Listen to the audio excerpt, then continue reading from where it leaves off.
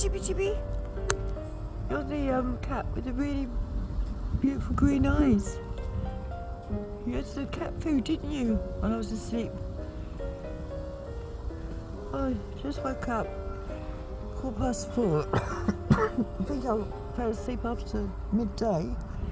Where's she gone? Oh, I can see her. I thought she had gone in the shed for a minute.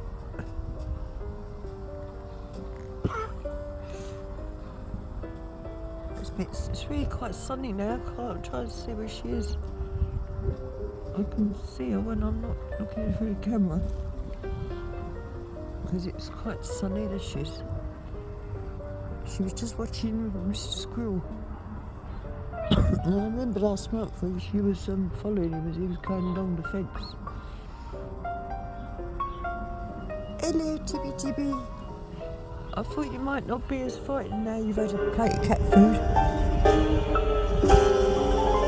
You're actually more harder to get to talk to than what foxes are.